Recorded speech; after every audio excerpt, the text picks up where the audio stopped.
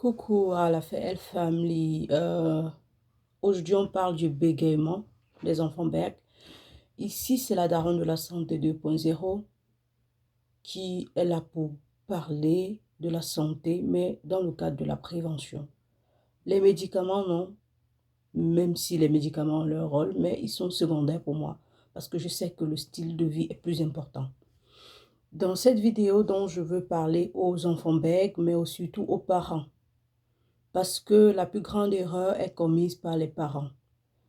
Le bégaiement est un trouble de langage, de communication. C'est considéré même comme un handicap. Mais ça ne devrait pas l'être.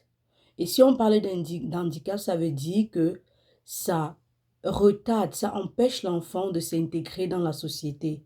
Ceci dit, même à l'école, l'enfant ne pourra pas apprendre ou l'enfant ne pourra pas être comme les autres enfants. On est d'accord. Donc ici, j'aurais voulu que ma vidéo aide ces enfants qui souffrent parce que leur entourage pourra en apprendre et les aider.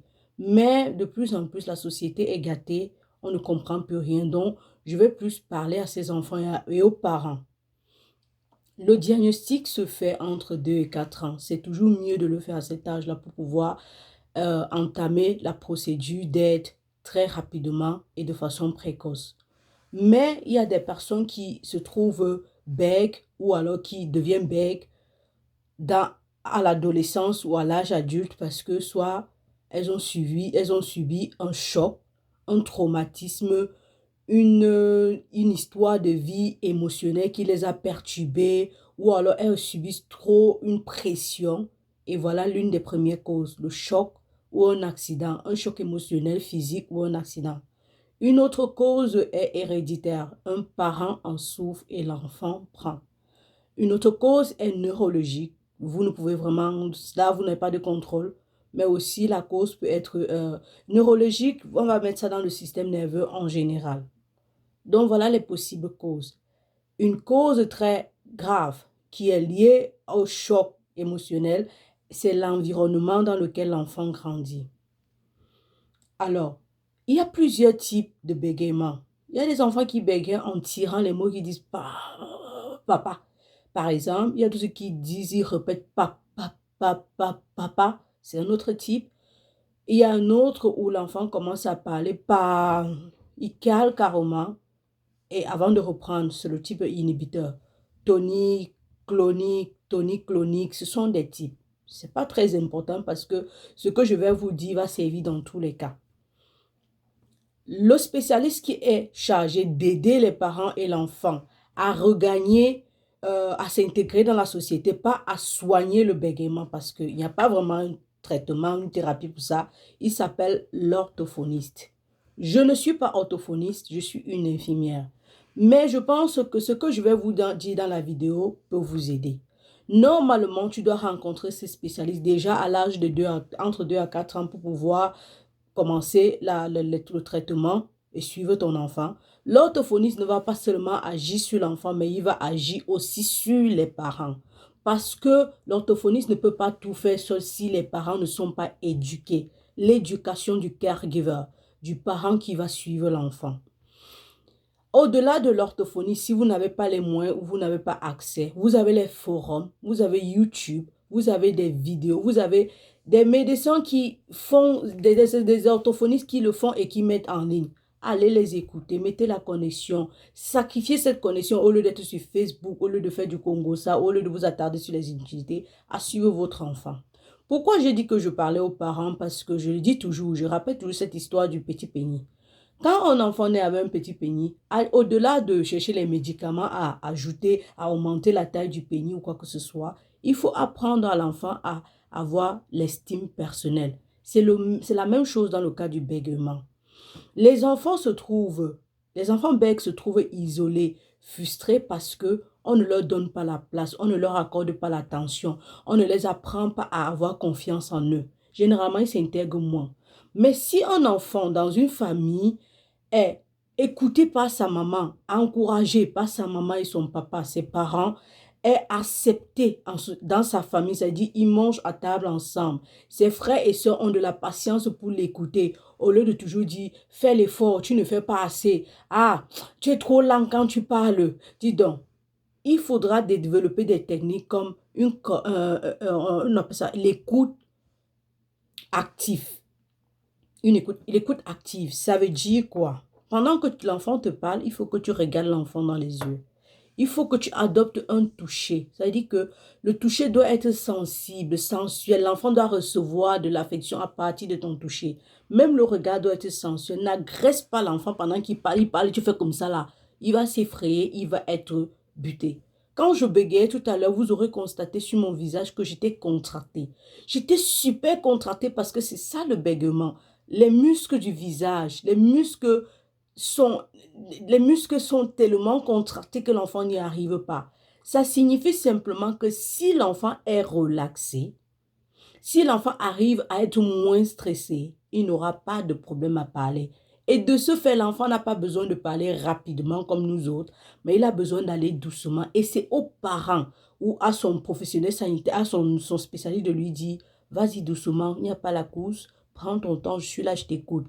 Et cela se passe par la communication active, comme je disais tout à l'heure. Le regard que tu donnes à l'enfant peut être rassurateur comme ça peut être brutal et l'effrayer.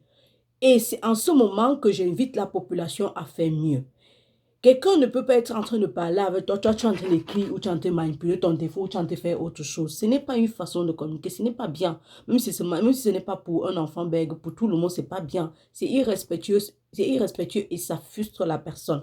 Pour les enfants bègues particulièrement, il faut leur accorder cette attention.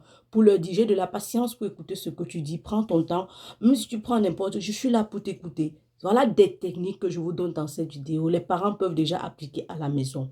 Lui donner l'opportunité de s'exprimer à la maison devant 2, 3, 4 personnes. La famille est grande, surtout en Afrique. Les grands-parents, les tantes, les oncles, les frères et sœurs. Parfois, on peut se retrouver même 10 à la maison. Quand il s'exprime, donnez-lui l'opportunité, écoutez-le. La mère peut mettre l'ordre si les autres veulent trop parler et vous l'écoutez, il va s'exprimer. Si l'enfant arrive déjà à s'exprimer devant 10 personnes à la maison, en public, ce sera un jeu d'enfant parce qu'il est habitué. Vous apprenez aussi à votre enfant, il n'est pas obligé de fixer le regard des gens quand il parle. Il peut choisir quelque chose qu'il va fixer pendant qu'il est en train de s'exprimer. Et c'est à lui de le voir ou il peut balader ses yeux sans toutefois tomber sur le regard des gens parce que c'est frustrant. OK? Mais ce travail-là se fait en amont à la maison. C'est-à-dire que c'est un travail continuel. La patience dans ce qu'on fait. Les parents doivent être patients. J'insiste sur les parents parce que les autres peuvent s'en ficher de vous ou de votre enfant. Mais vous ne vous en fichez pas parce que c'est votre enfant, vous voulez qu'il s'intègre. Plusieurs personnes, plus personnalités publiques, coachs, des médiateurs publics sont bêtes. Mais vous ne vous rendez pas compte parce que ce sont des personnes qui ont travaillé ça. C'est un truc qu'on travaille. Être calme. Il y a des techniques de relaxation. Il y a le yoga, il y a la danse, il y a l'activité sportive. Vous inscrivez votre enfant à une activité qui va l'aider si vous avez les moyens. Si vous n'en avez pas, allez courir avec l'enfant, ça ne demande pas l'argent. Mettez la musique pour que l'enfant danse, ça ne demande pas l'argent. L'aider, l'accompagner, lui demander comment il va, comment était l'école et qu'il vous explique ce qui s'est passé à l'école avec son temps et ses mots. Ce sont des choses qui aident. On ne vous demande pas de faire des choses magiques, mais d'aller doucement et de faire des choses doucement avec votre enfant. Apprenez à votre enfant à avoir l'estime de ça. Ça veut dire que à pouvoir s'exprimer en son temps et à sa façon. Quand il va arriver dans le milieu professionnel, il sera capable de dire à ses employeurs, je parle très lentement, prenez la peine de m'écouter et de la patience. Et ça aussi, avoir l'estime personnelle, pouvoir dire aux gens, je suis en train de m'exprimer, je vais doucement, je vous demande cordialement de m'écouter. C'est ça, mais ça là, il n'apprend pas ça dehors, il apprend à la maison. Et ces personnes-là qui deviennent bêtes parce qu'elles ont suivi un traumatisme de la vie aussi ont besoin de cet accompagnement. Ce n'est pas parce qu'elles sont déjà adultes ou elles sont déjà dans la vie active qu'on va les abandonner. Il faut les accompagner. Vous aurez même vu parfois que quand quelqu'un est en train de parler, on met trop la pression, la personne se bloque, la personne commence à bégayer. On dit, oh, s'il commence à bégayer, ça veut dire qu'il ment. Non, il y a des personnes fragiles qui ne supportent pas la pression, qui ne vont vraiment pas d'accord avec. Donc, il faut vraiment de la patience. Il faut accompagner, j'insiste sur la patience, accompagner, le regard, l'écoute active. On dit un écoute ou une écoute. Une écoute, non. Une écoute active. Il faut donc développer des attitudes, comme je le disais, à la maison qui favorisent l'enfant. Trouver des techniques au quotidien. Si vous ne pouvez pas, comme je l'ai dit, rencontrer un orthophoniste, allez sur les sites internet. Allez-y et ne vous découragez pas à apprendre une petite technique et à appliquer à la maison. Ça va aider votre enfant. Je ne sais pas comment les gens font pour en rire lorsque quelqu'un bégaye ou lorsque quelqu'un a des difficultés à communiquer. Parce que si vous regardez même sur le visage de la personne, vous allez vous rendre compte que la personne souffre. La personne a le nez presque bouché, la personne a les difficultés même à respirer. Quand je dis pas, je suis en train d'étouffer. Donc, il va de soi que vous lui donnez son temps. Ne lui prêtez pas les mots, pas qu'il commence à dire, je dis papa, non.